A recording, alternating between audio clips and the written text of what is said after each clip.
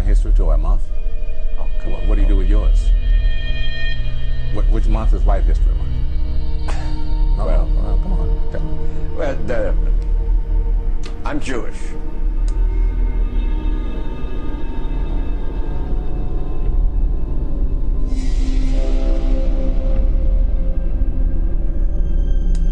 Okay. Which month is Jewish History Month? There isn't. Oh. Why not? Yeah. Do you want one? No. I don't either. I don't want a Black History Month. Black history is American history. How are we going to get rid of racism? Stop talking about it.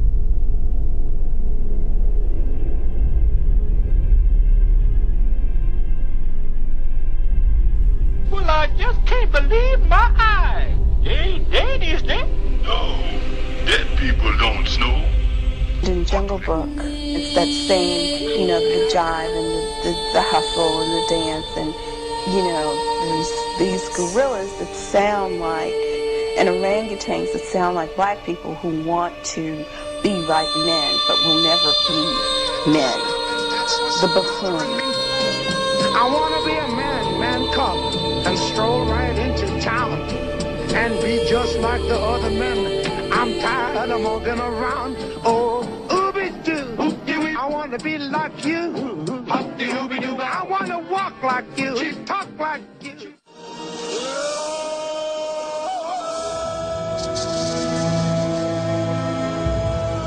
Kids in Africa see it.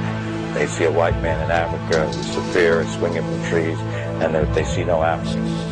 And they see gorillas being the ones they relate to. What does that mean to an African child? Is it promoting white supremacy to these black African children who watch Tarzan in a movie theater in Africa? Of course it will. And it might be promoting it around the world.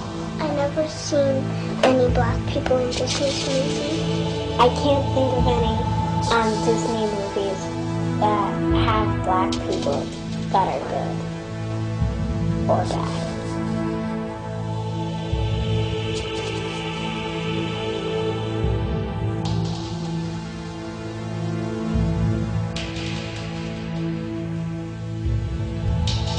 Adam Gadon, the so-called American Al-Qaeda who proclaimed himself the media maven, if you will, for Al-Qaeda and was helping to produce a lot of these so-called Al-Qaeda videos that were all over the internet that made Al-Qaeda look really bad and made the Muslims look bad.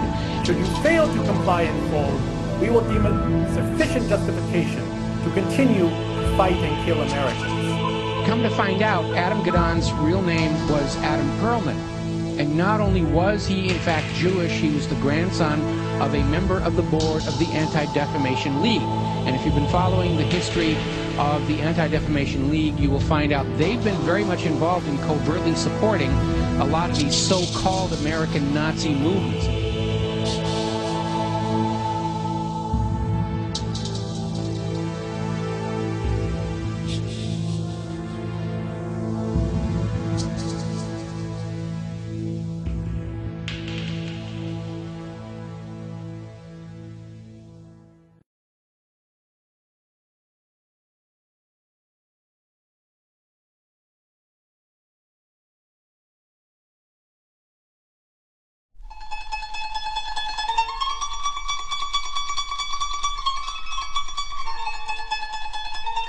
If this experiment succeeds, then women can walk around any time of the night and day, walk around the village in perfect safety. Isn't that a benefit? Would the country not benefit from seeing this experiment succeeding? But more than that, the PNM brought black nationalism to this country, 1956. I was 14 years of age in 56 when the election took place. That black nationalism has damaged the body politic of the country and has produced racial polarization.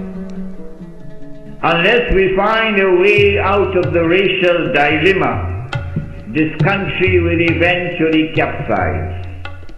In fact, we may not have much time left before we reach that abyss.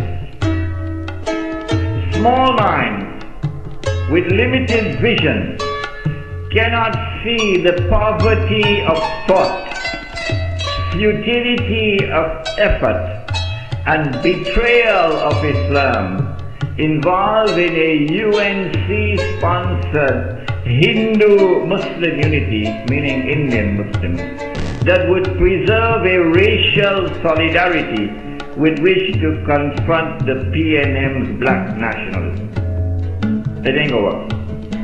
We do not want to betray Islam. Rather, the Muslim village would transcend the politics of race to establish, or rather to make the effort,